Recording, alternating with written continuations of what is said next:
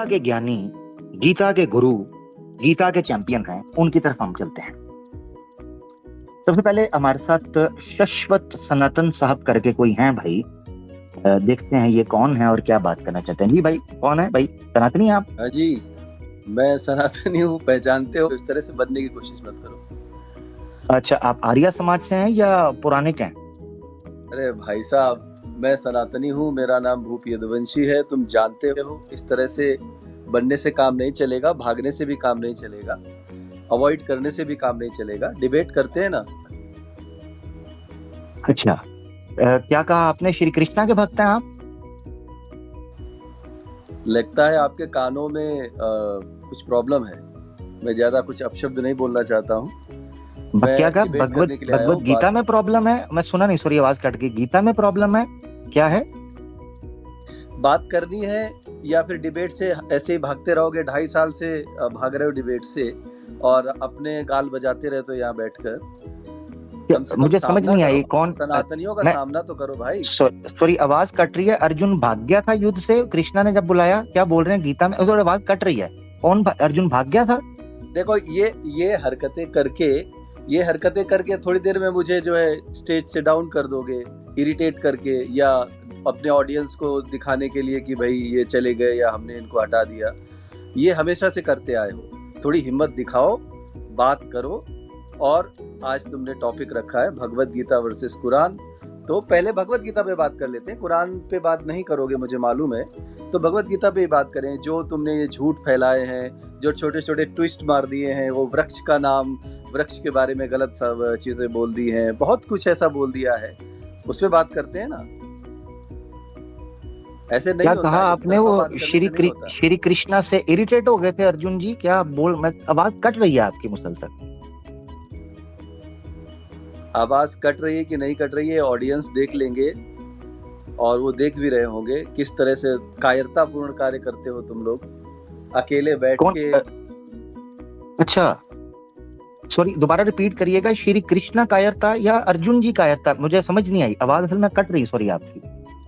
देखो, सूरज को दिया दिखाने से कुछ नहीं होता है। श्री कृष्ण का नाम लेकर इस तरह की बात करने से उनकी प्रभुत्व में कोई प्रभाव नहीं पड़ेगा। ओहो, लेकिन तुम्हारा कैरेक्टर, सॉरी, मुझे अब आवाज आई आपकी आई है। सॉरी, मुझे अब आवाज आपकी आई है। सॉरी, मुझे अब आपकी आवाज आई है। मैं श्री कृष्णा का अपमान कदापि अपने विचारों में भी नहीं कर सकता। यकीन करें, सपने के अंदर भी मैं नहीं कर रहा। बात करने लगा हूँ, मैं करने लगा हूँ। पहले आपको पता है मैं थोड़ा, आपको क्यों नहीं समझ आती पूप साहब? आप क्यों नहीं समझते इस चीज को? आपसे हमें प्रेम ही बड़ा है। हम थोड़ा वार्म अप, थोड़ा फ्रेंडली। आप आए, आपने मुझसे ये नहीं कहा कैसे हैं, काफी अरसे बाद आया हूँ क्या, कोई तो मैंने इसीलिए फिर आपको छेड़ा है। आपको पता नहीं है मेरा? अच्छा, आपको लगता है? एक मिनट पूप साहब, एक मिनट, मैं आपको बताता हूँ। जैसे आप मुझे जानते एक मिनट पूप साहब, तो फिर मुझे भी उसी तरह से बात करना पड़ा। पूप साहब एक मिनट। जब आप आए, मैंने कहा कैसे हैं, आपको चाहिए था यार, कैसे हैं, खैरियत है? यानी मैं आपसे एक फ्रेंडली माहौल चाह रहा था। जैसे ही मैंने देखा ना कि आपने ये शो डालना, पब्लिक देख रही है, तू भाग रहा फलाना, आपको क्या लगता है कि मैं परवाह करता हूँ कि कौन मेरे बारे में क्या? आपको ये अभी तक समझ नहीं आई कि मैं कौन हूँ? ये देखें, 2 मिनट लगाऊंगा। ये देखो, ये ठुड्डा मार के बाहर फेंक रहा हूँ। ये मेरे घंटे को परवाह। 4 to 6 weeks later. कोई शाश्वत करके कोई आए हैं, मैं इनको देखता हूँ। ये सनातनी है। आप सनातनी हो साहब? कैसे हो अमीर? सब ठीक ठाक? भाई आप सनातनी हैं? हाँ बिल्कुल, सनातन लिखा हुआ है मेरे नाम के आगे, तो आपको समझ जाना चाहिए। अच्छा ठीक है, आप ठीक है, आप आर्य समाज से हैं या नॉर्मल सनातनी हैं? यानी मैं सनातनी हूँ, हमारी अपनी बात करिए। ठीक है। नहीं, आप तो बड़े अच्छे और बड़े सोशील और सीधा साधा अच्छे भाई हैं। काफी अरसे बाद शाश्वत भाई से हमारी बात होने जा रही है। आई होप सो बात अच्छी होगी।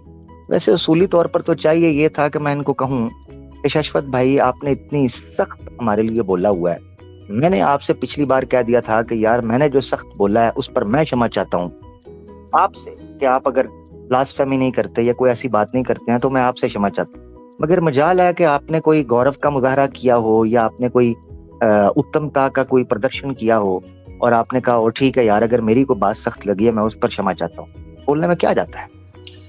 अगर मैंने आज तक कोई सख्त बात की ही नहीं तो मैं क्षमा किस बात पे मांगूं? और जिस बात पर आपकी शिकायत है उस पर चर्चा करिए। अगर आप ये साबित करते हैं कि मैंने गलत कहा था तो मैं क्षमा मांग लूंगा। 1 मिनट रुकिएगा, जरा 1 मिनट रुकिएगा।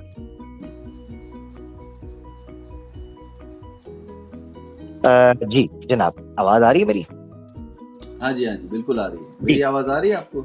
जी जी बिल्कुल आ रही है, जबरदस्त आ रही है। अच्छा शशवत साहब, ये मैं आज आपने पहला सेगमेंट सुना है शशवत साहब?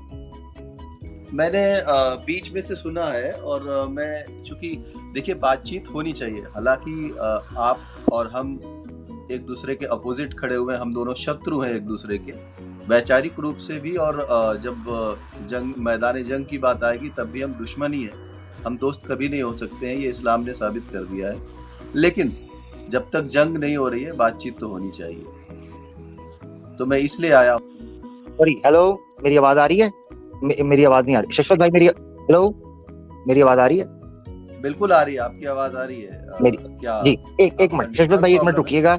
मेरे बड़े प्यारे 2 भाई आए हैं, मैं उनको स्वागत करना चाहता हूँ, आप साथ रहिएगा। जुल्फकार अशरफ भाई हैं और रोर भाई हैं। जुल्फकार अशरफ भाई आप ही हैं, जरा मुखड़ा दिखाएं। जी मुखड़ा, चंद सा मुखड़ा दिखाएं आपको। मुखड़ा चंद टुकड़ा तेरी ऐनक ऐनक किधर है आपकी? ऐनक तो अच्छा ठीक है यार ऐनक किथे पई है?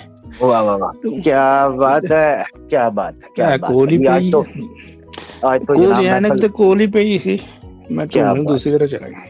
क्या बात है जी, क्या बात है। आज तो मेरे घर महफिल सजी है और मैं जनाब क्यों ना आवाज़ हक स्टाइल में वेलकम करता चलूं। आवाज़ हक स्टाइल में, ओ सॉरी, ये तो शिव भाई हैं, ये नहीं, ये जी आवाज़ हक स्टाइल में जनाब वेलकम। जबरदस्त और ऊपर पड़ा हुआ है, वरना मैं बजा ही देता। कोई बात नहीं है, उन बजाने लगे हैं ना आगे ने। अच्छा जी जी ठीक हो गया जी। रोड भाई भी ठीक होंगे, अशरफ भाई भी ठीक है जी। शशवत भाई आप अपनी बात जारी रखिएगा, सॉरी आपको बीच में रोका। हाँ, मैं ये कह रहा था कि बातचीत होनी चाहिए हमारे बीच में, क्योंकि आप सनातन की बात करते हैं और उसमें एक तरफा जो है आप लोग बात करते हैं, एक पॉइंट ऑफ व्यू बनाकर एक तरफा बातचीत होती है, तो दोनों तरफ की बात होनी चाहिए। इसलिए मैंने जुल्फिकार भाई से भी 2.5 साल पहले से ही बोल रहा हूँ, मैं जब से पहली बार उनके यहाँ गया था, कि हम लोग जो है डिबेट करें, बातचीत करें, सेशंस करें, ताकि हक क्या है और बातिल क्या है वो दोनों वजाहत हो जाए लोगों के सामने और लोग फैसला कर सकें कि वास्तव में सच क्या है और जो है वास्तव में फेक एजेंडा क्या है, वो लोगों के सामने वजाहत हो जाए। अच्छा मुझे ये बताएं शशवत भाई, आप एक ज्ञानी आदमी हैं, आपने आज की स्ट्रीम सुनी, आप एक्स मुस्लिम जो हैं ये जो सनातन धर्म के साथ दोगलापंती कर रहे हैं कि इधर से इस्लाम के खिलाफ नफरत फैलाकर पैसा भी हेंटते हैं और दबे पांव पीछे सनातन धर्म और सनातनियों की जड़ें भी काट रहे हैं। क्या आप इससे सहमत हैं? अगर नहीं है तो मैं आपको ऑडियो सुनाता हूं, आप जरा सुनिएगा। मैं मेरे तो धुएं निकल गए कान से। नहीं उसकी जरूरत नहीं है। देखिए ये आपसे कहने से पहले 2-2.5 साल पहले से मैं भी जो है जो सच है मैं हमेशा उसके साथ रहता हूँ। तो जो एडम सीकर है उसको मैंने कभी सपोर्ट नहीं किया है। मैं एक्स मुस्लिम समीर को सपोर्ट करता हूँ क्योंकि वो सनातनी है, ठीक है। अच्छा। वो सनातन में आ गया है और अब तक मैंने कुछ पाकिस्तानी और कुछ हिंदुस्तानी लगभग 22 एक्स मुस्लिम्स को सनातन में दाखिल करवाया है इस वान के थ्रू। तो मैं जो है उन लोगों को जो है सपोर्ट करता हूँ और जो लोग क्रिश्चियनिटी को सपोर्ट करते हैं वो सनातनी हो ही नहीं सकते या सनातन की हिमायती हो ही नहीं सकते, क्योंकि हमारी जंग ही पिछले 600 सालों से इस्लाम से चल रही है और उसके बाद पिछले 200-250 सालों से क्रिश्चियनिटी से चल रही है। तो अब्राहमिक जो मत है वो सनातन के लिए हमेशा शत्रु ही रहा है। तो क्रिश्चियनिटी मानने वाला एडम सीकर हमारा दोस्त नहीं हो सकता है, ये मैं बेबाकी से कहता हूँ। और मैं कहना चाहूंगा कि अगर बातचीत हो रही है तो हम आपके मेहमान हैं, तो हमको इतना छोटा आइकन दिखा रहे हैं तो लोगों को पता भी नहीं चलेगा कौन बोल रहा है कौन नहीं बोल रहा है। तो नहीं उसके ये ठीक नहीं है। अगर आपकी तहजीब है तो अच्छी बात है। देखें, आपको आइकॉन छोटा होने से क्यों मसला हो रहा है? आप क्या कोई पब्लिसिटी चाह रहे हैं? क्या हो गया? नहीं मैंने नहीं आपको नहीं, नीचे तो नहीं बिठाया? पब्लिसिटी वाली बात नहीं है, लेकिन एक होता है ना कि भाई जब बात कोई हो रही बात है तो नहीं, बात बराबरी पे होनी चाहिए तो ना। बराबरी हो रही है ना। मैंने आपकी बात होती है आवाज से, ठीक है? आवाज से बात होती है। मैंने ना आपको म्यूट किया है ना कोई ऐसी चीज की है। अब ये ना आप ये इसे कहते हैं छोटा दिल। आप पिद्दी वाला दिल ना करें, बड़ा नहीं, दिल चलिए करें। चलिए, हमने सनातन का दिल बहुत देखिए, बड़ा। हमने शिकायत दर्ज करा दी, बाकी हमने ये थोड़ी कहा कि आप ऐसा कर ही दीजिए। ठीक है, आपकी हाँ, मर्जी, आपके यहाँ यही तहजीब है, अच्छी बात है। ठीक हो गया। अच्छा, अब आपने ये कहा कि आपने जनाब इतने लोगों को सनातन धर्म स्वीकार करवा लिया है। अमर भाई, आपने इनके नबियों के साथ उनको बैठाया हुआ है, तो इनको अब क्या चाहिए? स्वामी जी हाँ, कहते हैं ये नहीं वो हमारे नहीं नबी मानते हैं। ना, वो नहीं मानते, हम्म, वो नहीं मानते शश्वत भाई। अच्छा शश्वत साहब, आपने ये बोला कि आपने 13-14 के करीब जो लोग हैं उनको ये जनाब 22 सनातन 22 लोगों 22, को 22 लोगों अच्छा 22 लोगों को, ठीक हो गया। आपने सनातन धर्म जो है वो स्वीकार करवा दिया है। को। जी हाँ। क्या आप पर धारा नहीं लगेगी फोर्स कन्वर्जन की? नहीं नहीं, कि ये बिल्कुल, सिर्फ मैंने हमने जो है उनको काउंसिल किया। मौलाना कलीम और डॉक्टर जाकिर नाइक और आमिर हक या हमारे जैसे लोगों पर ही लगनी होती है, या नहीं, क्रिश्चियंस पर? हिंदुस्तान के आइन में, हिंदुस्तान के कानून में फोर्स कन्वर्जन पे कानून है। अगर बातचीत के जरिए अपनी मर्जी से कोई कन्वर्ट हो रहा है तो कोई ऐसा कानून नहीं है। बहुत सारे लोगों ने ठीक अपने है, मत को चेंज किया है। ठीक है। यानी अगर हम सनातन धर्म लोगों को छुड़वाकर इस्लाम स्वयं इच्छा से वो स्वीकार करें, यानी खुद त्यागें और इस्लाम को स्वीकार करें अपनी स्वयं की इच्छा से, तो आपको कोई आपत्ति तो नहीं होगी ना? हमें या किसी भी हमारे कानून में ऐसी कोई प्रावधान है ही नहीं, और ना ही सनातन धर्म में ऐसा कुछ है। अपनी चलें, स्वेच्छा से जो जैसी जिंदगी जीना चाहता है, जीव की स्वतंत्रता सनातन का सिद्धांत है। तो उस ठीक हो आधार गया, पर अपनी मर्जी से कौन कैसे जीना चाहता है उसकी स्वतंत्रता है, उस पर हम रोक ठीक नहीं हो लगाते। ठीक हो गया, ठीक हो गया। अच्छा, अब ऐसे करें, 22 जंगल में मोर नाचा किसने देखा? 22 का तो हमें नहीं पता। आज आप लाइव मौजूद हैं, सनातन धर्म का ऐसा परिचय जो है वो प्रस्तुत करें आज कि कम से कम 3 में से 1 आदमी तो सनातन धर्म को स्वयं इच्छा से स्वीकार करे। क्या कहते हैं? आज आपको मौका ना दिया जाए? देखिए आमिर भाई, मैं तो मौका देने की क्या बात है, मैं तो स्वयं चल के आया हूँ। और इसलिए कह रहा हूँ। कि आप सुनिए, मेरी बात सुनिए। आप तीनों लोग जो है कट्टर इस्लामिक सोच को मानने वाले लोग हैं। सुन लीजिए, अब बात करने का मौका तो दीजिए ना, बीच में नहीं, देखिए ऐसे नहीं। ये आप शशर्त भाई देखें, अब ये आप बहाना कर रहे हैं। 22 की गपोड़बाजी लोग समझेंगे नहीं, तो 22 लोग जो हैं वो गपोड़बाजी समझेंगे इसे, कि ये 22 की गपोड़बाजी की थी। 3 में से 1 को स्वयं इच्छा से सनातन धर्म का ऐसे परिचय प्रस्तुत करें। आरंभ कीजिए, बस सारी बातें छोड़ें, आरंभ। बात सुनिए, आप लोग कट्टर इस्लामिस्ट हैं। पहले मैं अपनी बात रख लूं, फिर ये भी आपका चैलेंज स्वीकार है मुझे। मैं बिल्कुल आपसे बात करूंगा। आपको मानना ना मानना आपकी इच्छा है। हाँ, जबरदस्त। चले दोस्तों, 1 मिनट रुकिएगा, जबरदस्त। रुक दोस्तों, ठीक है दोस्तों। शश्वत भाई कह रहे हैं कि मुझे आपका चैलेंज स्वीकार है। वो कहते हैं मैं ऐसी चीज पेश करूंगा कि तोते उड़ जाएंगे, और मानना ना मानना आपका है। मगर यह है कि एक बार मैं इसको हिला डाला तो लाइफ झिंगा लाला यहाँ करके जाऊंगा, वो कह रहे हैं। तो देखते हैं, हम पहले वो अपनी बात मुकम्मल कर लें। जी शश्वत साहब, जी ओवर टू यू। मैं ये कहना चाह रहा था, देखिए 2 मिनट देना, इंटरप्ट मत करना। मैं कोई ऐसी वैसी बात नहीं कर रहा हूँ, काम की बात करूंगा। देखिए, मैं ये चाहता हूँ कि आपस में बातचीत होनी चाहिए, और मुझे ये भी रिजल्ट पता है कि आप लोग क्योंकि इस्लाम पर पूरी तरह से स्थिर हैं, आप एक्स मुस्लिम नहीं है, तो हो सकता है मेरी बात आपको ना समझ में आए, ये भी उत्तम है। लेकिन बातचीत हमारे और आपके बीच में होनी चाहिए, ताकि हमारे जो सुनने वाले हैं, आपके जो सुनने वाले हैं, उनको वजाहत हो जाए कि वास्तव में सनातन धर्म का असली स्वरूप क्या है और वास्तव में इस्लाम का असली स्वरूप क्या है। तो चाहे अब रुकें, अब इस पॉइंट पे कर लीजिए।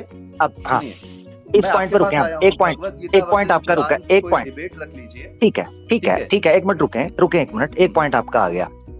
ले जी दोस्तों, बड़ी संख्या में आप लोग सुन रहे हैं। पंडित शश्वत भाई ने हमारे सामने ये बात रखी कि जनाब आप चूंकि कट्टर मुस्लिम हैं, लिहाजा आप कभी भी सनातन धर्म को स्वीकार नहीं कर सकते। वो कह रहे हैं कि उन्होंने जिन 22 को सनातन स्वीकार कराया है वो एक्स मुस्लिम थे, ये उन्होंने बोला है। ठीक हो गया ना जी? जी हाँ, जी हाँ। लो जी, अब मेरा चैलेंज है, नेक्स्ट चैलेंज आने लगा है लाइव। साहिल कट्टर मुस्लिम है या कट्टर एक्स मुस्लिम? साहिल तो एक्स मुस्लिम ही कहता है ना अपने आप को, हाँ, तो एक्स मुस्लिम कहता है। उसको सनातन कब कर रहे हैं? साहिल से मेरा कोई राब्ता नहीं होता है, मेरी करें उससे राब्ता, कोई, वो तो बहुत एक्स खास मुस्लिम है ना, जान पहचान नहीं होती। वो तो एक्स मुस्लिम है, करे राब्ता उसको, करेंगे आज पब्लिक के सामने स्वीकार करते हैं कि आप उसको सनातन करेंगे अब, वो तो एक्स मुस्लिम है मेरी ना। बात सुनिए, देखिए मैंने अभी कहा था जीव की स्वतंत्रता सनातन इसकी इजाजत देता है। मेरे पास जो मेल करता है, मेरे पास जो आता है सनातन को जानने के लिए, तो चाहे हाय। ऑन स्क्रीन, सुनिए, ऑन स्क्रीन भी मैं लोगों से बात करता हूँ, फिर ऑफ स्क्रीन बात करता हूँ, उनकी और आइडेंटिटी जाने दें, लेता हूँ, पब्लिसिटी फिर उनका छोड़ें, बाकायदा करने जो है काम करने कर, शश्वत साहब करने वाली बात करें, पब्लिसिटी छोड़ दें। मैं ये करता हूँ, वो करता हूँ, करके दिखाएं। करता कराता तो बहुत कुछ है, कोई करके अगर दिखाएं ना। साहिल मुझसे राब्ता करेगा, मेरे से बात करेगा, बोलेगा सनातन के विषय में मुझे जानना है, तो मैं अवश्य ही पब्लिकली ऑन लाइव स्ट्रीम पर उसको उसके सारे प्रश्नों के उत्तर दूंगा जो सनातन पर होंगे, और उसके बाद अगर वो मुतमईन होगा तो जरूर वो सनातन अपना जबरदस्त। यानी इसका मतलब है अब क्राइटेरिया ये रहा कि जो ये कहेगा मैं सनातन के बारे में जानना चाहता हूँ उसको करेंगे। लो जी, मैंने अभी तो कहा है मैं सनातन के बारे में जानना चाहता हूँ, तो करें। तो मैंने कब आपको मना किया है? मैं तो हमेशा हाँ, तो आता करें हूँ, फिर। आपको बताता हूँ। तो अभी आपने बोल दिया जी आप कट्टर मुस्लिम है, इसलिए नहीं आप स्वीकार करेंगे। जब मैंने एक्स मुस्लिम दिखाया तो कहा वो उसने मुझे कहा नहीं है, तो अब मैं कह रहा हूँ तो वो भी नहीं मान रहे। भाई सुनिए यार, कुछ एक लड़ पकड़ लें कि आप किस जगह एक पक्ष पर रहें, कि किसको मैं आप अपने दावत पक्ष पर देंगे। स्थिर हूँ। मुझे तो लग रहा है आप शश्वत भाई, आपकी बातों से तो मुझे शक पड़ रहा है कि आप कहीं सनातनियों को पकड़ के ही सनातनी कर रहे हैं, जैसे वो स्वामी नहीं है। वो स्वामी पता क्या कहता है, मैंने 500 लोगों की घर वापसी करवा दी। मैं एक दिन आंख आमिर कैमरा भाई। लगा के ना छुप के देख रहा था, पता किनकी घर वापसी कराई? बेल बजाई, वो पति पत्नी थे, घर में खाना खा रहे थे, ठीक है ना, वो तनावुल कर रहे थे। बेल बजाई, दोनों भाई सलाम लेके फोटो अरे खींच के कहता है चलें घर भाई, वापसी कर लें, अंदर जाएं। रात तो उधर बहुत हो फोटो गई, किस्से कहानियों के लिए समय उधर नहीं फोटो है। मुद्दे पे उधर बात फोटो करते लगा हैं ना। दी कि उधर फोटो लगा दी, एक परिवार की घर वापसी करवा दी। लो, वो बेल बजा के भाग जाता है, कहता है घर वापसी करवा दी। शश्वत साहब, करवा किन की रहे हैं? अरे मुद्दे की बात करते हैं, देखिए मैं जो भी करवा रहा हूँ, मुद्दे तो फिर करें, फिर प्रस्तुत करें, परिचय आरंभ करें, काम की बात तो यही हो सकती है। 3 से 4 लोगों को तो मैं अपने चैनल पे प्रस्तुत कर चुका हूँ, और बाकी लोगों का सिक्योरिटी रीजन है, समय आने पर उनको भी मैं प्रस्तुत कर दूंगा। जिनको प्रस्तुत कर लिया शश्वत साहब, उनको थोड़ा सा भेजिए इधर के, हम भी जाने के वो क्या उन्होंने क्या प्रस्तुत आपने किया और क्या समझा है, पता कभी नहीं हो फेक किस्म के जुल्फकार भाई, फेक किस्म। वेरी बता इधर को 85 अभी मैं दिखा दूं इधर, अभी इधर मैं को 85 लोग दिखा दूंगा। इधर मैं बोलूंगा ना एक्स मुस्लिम आकर इस्लाम के ऊपर इतराज करें, यकीन करें, कोई पांडे आएगा, कोई शुक्ला आएगा, कोई शर्मा आएगा, कोई कुमार आएगा, कोई यादव आएगा, कोई मिश्रा आएगा, कोई मेहता आएगा, सारे आ जाएंगे और जनाब हम एक्स मुस्लिम है। यार आरंभ क्यों नहीं हो रहा सनातन धर्म के परिचय का? क्यों आरंभ नहीं हो रहा? करें फिर, करें। आप बोलने नहीं दे रहे हो, बीच में टोक रहे हो। अगर जानना चाहते हो तो सुनो तो। चलें जी, मैं टाइम लगाने लगा हूँ। अब से जो बात होगी वो सनातन धर्म के परिचय पर होगी। लें जी, आपकी स्क्रीन पर राइट साइड पर टॉप में आपको टाइम नजर आ रहा है 3 मिनट। चलें जी, शुरू। मैं बहुत शॉर्ट में बताऊंगा और विस्तार में चर्चा होगी जब आप डिबेट शुरू करेंगे। सबसे बड़ा बात, कॉन्सेप्ट ऑफ गॉड में आपका Islamic concept of God infinite regression में फंस जाता है, और सनातन का जो कॉन्सेप्ट ऑफ गॉड है, एक परमपिता परमेश्वर जिसके अनंत स्वरूप है, और वो अवतार भी ले सकता है, वो जो चाहे वो कर सकता है, किसी चीज में सीमित नहीं है। इस्लामिक गॉड जो है एक सीमा में बंधा हुआ है, केवल निराकार है, वो दिखता ही नहीं। तो इस कॉन्सेप्ट पे सबसे बड़ा मेन है कि वास्तव में परमात्मा का जो स्वरूप है, आदि अनंत सूक्ष्म विराट, कण कण में संपूर्ण ब्रह्मांड उसमें समाया हुआ है, वो सब कुछ कर सकता है। वही परमपिता परमात्मा पूर्ण हो सकता है, जो केवल ना अवतार ले सकता है, ना अपना स्वरूप दिखा सकता है, ना वो जो है कुछ करके दिखा सकता है। उस परमात्मा को कैसे परमात्मा मान लिया जाए केवल एक दावे के तौर पर? तो सबसे बड़ा कारण ये होता है, कॉन्सेप्ट ऑफ गॉड जो है वो जो है इन्फिनिट रिग्रेशन में फंसा हुआ है, कि अगर वो जहां पे बनाने, अगर परमात्मा पहले बना या उसने सृष्टि पहले बनाई, सृष्टि बनाई तो स्पेस और ये सब कहाँ था, इन सब चीजों में ये बहुत विस्तार की चर्चा है। पहला कारण ये होता है। दूसरा कारण अच्छा जी रुक जाए, एक एक कारण। हाँ, अभी मैं टाइम रोक लेता हूँ। आपका आ गया और बड़ा अच्छा आपने उसको कहा कि विस्तार में बाद में रखेंगे, मगर आपने ब्रीफली उसको रख दिया, अच्छा लगा। आपने कहा जी ईश्वर जो है उसने जनाब ये सारी सृष्टि, ये सारी, मैं अब पूछ रहा हूँ आपसे, मैं समझना चाह रहा हूँ, ठीक है ना, तो आपने मेरे साथ चलना है ताकि मैं जानूं कि आपका जो पक्ष है वो है क्या। आप ही से, ईश्वर जो है उसने सृष्टि का निर्माण किया? क्या बोले, क्या कहा? सनातन धर्म में ईश्वर जो है उसने सृष्टि ब्रह्मांड का निर्माण किया या कैसे आया, ये बनाया इसे? सनातन में परमात्मा ने सृष्टि का निर्माण जो है अकर्ता के रूप में किया और स्वयं को अनंत भागों में विभक्त करके जो है अपनी शक्तियों को जो है प्रयोग करके इस ब्रह्मांड का निर्माण अपने ही शरीर के अंदर किया। महाविष्णु के अनंत एक एक रोम छिद्र में एक एक ब्रह्मांड की परिकल्पना है, अर्थात कि ये जो मल्टीवर्स की थियरी है वो हमारे गरुड़ पुराण में और हमारे वेदों में मिल जाती है। विराट मैंने आपसे, सुने जरा, जितना ज्यादा आप बोलेंगे उतने ज्यादा सवाल होंगे, ये याद रखिएगा। सवाल पे फोकस करना आपने, सवाल पे। आपके ईश्वर ने इस सृष्टि का निर्माण किया या नहीं? ऐसे ही किया ना?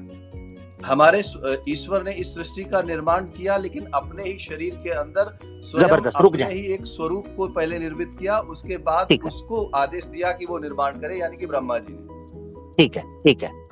ईश्वर ने अपने ही अंदर सृष्टि का निर्माण किया, ठीक है, ठीक है। यानी इसका मतलब है कि ईश्वर मौजूद था जब सृष्टि का निर्माण हुआ, ठीक है? जी जी। और ईश्वर के अंदर ही कुछ ना कुछ मौजूद था जिस वक्त सृष्टि का निर्माण हुआ, ठीक है जी।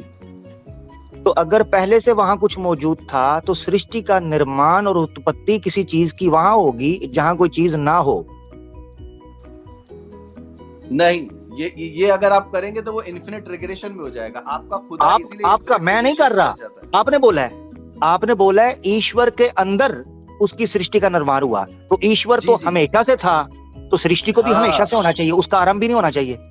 ईश्वर नित्य है ना, इसलिए उसका निर्माण उसके अंदर हुआ। ईश्वर का जो शरीर है वो नित्य है। ओह नहीं, ईश्वर निर्माण हो रहा है, सृष्टि निर्माण हो रहा है सृष्टि का। बिल्कुल सही। और मेरा सवाल तो सुन ले पहले। निर्माण पूछ रहा हूँ सृष्टि का, ईश्वर तो पहले से मौजूद है, ठीक है जी। उसका तो कोई आदि, उसका कोई आरंभ नहीं, उसका कोई अंत नहीं, ठीक है ना? हाँ, वो अनादि है, अनंत तो है। अनादि है। अब सृष्टि का निर्माण या उत्पत्ति हो रही है ईश्वर के अंदर। इसका मतलब यह है ईश्वर अंदर से खाली था पहले, या ईश्वर की सिचुएशन या पोजीशन स्टेटस पहले कुछ और थी, बाद में कुछ और हुई? क्या था अंदर, क्या था पहले? ऐसा नहीं, ऐसा इसीलिए तो हमने बोला परमात्मा स्वयं को अनंत भागों में विभक्त करता है। देखिए, ईश्वर अनादि अनंत है, वो पहले से, सुन लीजिए, ईश्वर अनादि अनंत है, परमेश्वर है, वो पहले से मौजूद है। तो जो मौजूद है पहले से वो रहता है। अपने को अनंत भागों में विभक्त करने का अर्थ है कि एक भाग ब्रह्मा के रूप में उसने विभक्त किया, और ब्रह्मा को जो विभक्त किया उसके जो पहले से अनादि स्वरूप था उसी के अंदर ही रहे ब्रह्मा, और उसी के अंदर टाइम एंड स्पेस का निर्माण किया, और उसी के अंदर ब्रह्मांड का निर्माण किया। तो वो इन्फिनिट रिग्रेशन में नहीं फंसेगा, ऐसा परमात्मा का क्रिएशन। अभी आपसे सवाल पूछने लगो। अब रुक जाए, एक पॉइंट आ गया ना आपका, एक पॉइंट मैंने खामोशी सुना, एक पॉइंट लेके चलते जी। सबसे पहले तो ये है कि ईश्वर के अंदर जो आपने सृष्टि का निर्माण और उत्पत्ति करवाई है, क्या ईश्वर पर समय का प्रभाव पड़ता है? बिल्कुल नहीं पड़ता है। तो फिर जो सृष्टि का निर्माण या उत्पत्ति उसके अंदर होनी है, उस पर समय का प्रभाव, इस सृष्टि पर समय का प्रभाव पड़ता है? सृष्टि पर समय का प्रभाव है, तो इसका मतलब है ईश्वर के अंदर समय का प्रभाव पड़ता है? नहीं, तो फिर क्या हुआ? तो इसका मतलब है सृष्टि ईश्वर के अंदर नहीं है फिर, क्योंकि समय का प्रभाव ईश्वर पर पड़ रहा है। अरे भाई सुन लीजिए, ईश्वर के अंदर ही है सृष्टि, लेकिन हमारे परमात्मा की जो व्याख्या है उसको समझोगे तो आपको पूरा समझ में आ जाएगा। मैंने क्या कहा, उसके एक एक रोम छिद्र में एक एक ब्रह्मांड समाया हुआ है, यानी अनंत ब्रह्मांडों की परिकल्पना है। ये जो अनंत ब्रह्मांड ईश्वर ने बनाए, वो बनने के बाद भी ईश्वर का शरीर वैसे ही अनादि और अनंत रहता है। लय और प्रलय उसके शरीर में इन ब्रह्मांडों का होता है। मैं क्या पूछ रहा हूँ अंदर, यानी आप अपने रोम छिद्र में एक कोई क्रिएशन, आपके शरीर का रोमा जो है उसके छेद में एक भाई क्रिएशन जितना हुआ, यानी एक जितना ब्रह्मांड बना ज्यादा और वही शश्वत मिट भाई, गया। जितना ज्यादा आप उसको फैलाएंगे बात उतनी कॉम्प्लिकेट नहीं, होती फैला जाएगी। नहीं मैं रहा उसको हूँ, मैं सिंपल बिल्कुल कर रहा हूँ। रुके जरा कंप्रेस एक कर रहा मिनट। हूँ, कंप्रेस करके देखिए बता रहा हूँ। दो हाँ मुझे पता है, रुक जाए जरा, वो एक्सप्लेनेशन में ज्यादा वो निकल जाएगी, हम उसको टू द पॉइंट लेकर चलते हैं। ईश्वर के अंदर सृष्टि की उत्पत्ति और उसका निर्माण हुआ। सृष्टि पर ईश्वर के हाँ हाँ जी ईश्वर के अंदर, ये आपके शब्द है, मैं नहीं बोल रहा, ठीक है ना। हाँ, ईश्वर के अंदर ही सृष्टि की हाँ। उत्पत्ति, उसका निर्माण इसको और उसका सुनो, इसको फैलाव। शाब्दिक अर्थ में एक सेकंड, एक करेक्शन कर दूं। ईश्वर के अंतर्गत, अंदर का अर्थ है अंतर्गत, अंतर्गत कुछ भी बोले, उसी के अंतर्गत, ईश्वर से बाहर कुछ, मैं वही कह रहा हूँ, उसका ही मतलब है। अंदर का मतलब यही, उर्दू में अंदर का मतलब यही होता है कि उस चीज के अंदर, वो एक एंटिटी उसके अंदर है, ये चीज सारी। अच्छा जी, तो वो मुझे समझ आ गई हुई है। अब मैं अगला सवाल पूछने लगा हूं, ठीक है। वो सवाल ये, ईश्वर पर समय का भाव नहीं पड़ता, ये आपने बोला। बिल्कुल नहीं पड़ता, समय ठीक से है ना? परे, परमात्मा हाँ, समय से परे, समय से परे है, जी हाँ। ठीक हो गया। ईश्वर के जो भाग हैं उन पर समय का भाव पड़ता है। ईश्वर जो अनंत भागों में स्वयं को विभक्त करता है, उन अनंत भागों को उनके जो स्पेशल कुछ काम होते हैं, वो काम करने के बाद वो स्वयं फिर से ईश्वर अनंत में ही समा जाते हैं। एक श्लोक है हमारे यहाँ, पूर्णमिदं पूर्णमदं पूर्णात् पूर्णमुच्यते पूर्णस्य पूर्णमादाय पूर्णमावावशिष्यते, अर्थात that is whole, this is whole. अनंत से कुछ अगर निकाला जाता है तो वो भी अनंत रहता है, और जिससे निकलता है वो भी अनंत ही रिमेन रहता है। ये साइंस ने भी प्रूव किया है। तो इसी थियरी के आधार पर अगर आज के आधुनिक युग में समझा जाए तो अनंत परमात्मा जो हमारा है वो अनादि और अनंत एक जगह रहता है, अकर्ता रूप में स्वयं को एक भाग विभक्त करता है और अपने ही अंतर्गत वो भाग को रखता है, उसके अंतर्गत जो उसको कार्य करना होता है वो कार्य करता है, उसके बाद फिर से वो जो है लय और प्रलय में लुप्त हो जाता है। ये इसका मतलब ये, हाँ अब सुन ले जरा, सुन ले, यहाँ पर कुछ ब्लंडर्स हैं जो ब्लंडर्स को मैं आपसे पूछना चाहता हूँ अफसोस के साथ, ठीक है, वो मैं चाहता हूँ। उनमें से एक ब्लंडर ये है कि ईश्वर के अनादि भाग हैं, ऐसा ही है? अनंत स्वरूप है, अनादि है। एक मिनट रुके, वो भाग यस, वो जो रूप हैं वो अनादि हैं या नहीं? वो रूप अनंत हैं और परमात्मा अनादि नहीं है, अनादि रूप नहीं है, स्वरूप। सपोज जैसे हम और आप, मेरी बात को नहीं, मुझे समझा, मुझे सब समझ आया, आप उसको स्किप ना करें, वर्ड को मेरे साथ चलें। ईश्वर के नहीं, वजाहत मुझे पता है, वजाहत मुझे पता है जो आप करनी पड़ेगी। मैं पूछ रहा हूँ, जरा गौर से सुनिएगा, क्योंकि अगला सवाल आना ना, इस पर बेस है। ईश्वर अनादि भी है, ठीक है, और उस पर समय का कोई भाव भी नहीं है, इसीलिए तो वो अनादि है, आरंभ नहीं, अंत नहीं, समय का आरंभ। ईश्वर के जो अनेक स्वरूप हैं या अनेक भाग हैं जिस पर उसने विभक्त किया, वो अनादि हैं या अनादि नहीं? वो अनादि और अनंत इसलिए है क्योंकि ईश्वर में ही वो ईश्वर से जुड़े रहते हैं, और जब उनका समय हो जाता है, उनका कार्य पूर्ण हो जाता है, ईश्वर में समा जाते हैं। यानी इसका मतलब सॉरी अभी आपने थोड़ी देर पहले बोला था अनादि नहीं है, अनंत है। अरे नहीं, अब वो वजाहत करना चाह रहा था, आपने बीच में रोक दिया। देखिए, अनादि का मतलब ये वजाहतें क्यों करनी पड़ रही हैं? वजाहतें इसलिए करनी पड़ रही हैं क्योंकि ये इतना कॉम्प्लेक्स आप करते जा रहे हैं। नहीं, कोई कॉम्प्लेक्स नहीं है, एकदम सिंपल है। आप समझो, एक उदाहरण छोटा सा दूंगा, आपको समझ में आ जाएगा। नहीं समझ आ रहा। ईश्वर का जो अनंत भाग, अन्य भाग होते हैं, वो सच्चिद आनंद विग्रह होते हैं। वो जो है वो अपने स्वरूपों को ऐसा प्रतीत होता है कि इस काम के लिए उसने अपने स्वरूप को विस्तार किया है, और जैसे वो काम पूरा होता है, सवाल पूछे नहीं, यही तो पूछ रहा हूँ। तो जो स्वरूप है वो अनादि कैसे हुआ? आपको पता है ये कितना बड़ा ब्लंडर है? क्यों कह रहा हूँ भला? अगर ये सृष्टि सुने जरा, अगर ये सृष्टि, चले मैं आपसे और तरीके से सवाल पूछ, मुझे पता है आप उसको घुमा रहे हैं इधर उधर, और तरीके से आप प्रकृति नहीं कर रहे ना, आप प्रकृति जो है, प्रकृति इसको अनादि मानते हैं? प्रकृति, हाँ, प्रकृति नित्य है, अनादि नहीं है, नित्य। नित्य की थोड़ी व्याख्या नित्य। करें। देखिए, नित्य का अर्थ ये होता है कि वो हमेशा से है और हमेशा रहेगी, तो लेकिन अनादि किसे कहते? कभी तो अनादि किसे? सुनो अनादि सुनो की व्याख्या करें, अनादि की अनादि व्याख्या भी करें। यही है, हाँ, तो अनादि फिर भी यही तो है, क्या कर रहा है लेकिन यार तू? पाँच जाए तो मेरा टाइम खाएगा, पाँच जाए तो।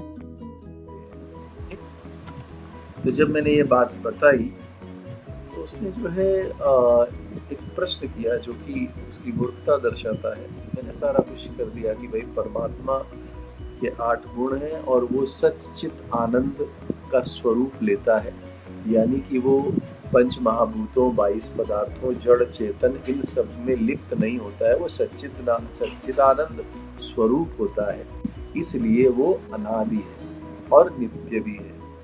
अनादि होने के साथ साथ वो नित्य भी है, यानी कि उसकी ना कभी शुरुआत होती है और ना ही कभी अंत होता है। जबकि प्रकृति केवल नित्य है, वो अनादि नहीं। नित्य प्रकृति इसलिए है क्योंकि प्रकृति में जड़ चेतन और 22 प्रकार के तत्व और तमाम तरह के जो है पदार्थ पाए जाते हैं। इन पदार्थों के वो जो है चेतना ऊर्जा परमात्मा की ऊर्जा से ही मिलती है जब प्रकृति का लय होता है। लेकिन ये प्रकृति चूंकि जब प्रलय आता है तो ये प्रकृति में सब कुछ नष्ट होकर एक ऊर्जा के फॉर्म में तब भी विद्यमान रहता है। इसलिए वो आज प्रकृति के रूप में है और कल जब प्रलय आएगा तो वो जो है ऊर्जा के रूप में होगा वो सही। सब कुछ ऊर्जा के रूप में परिवर्तित होकर परमात्मा के में ही समाहित हो जाएगा,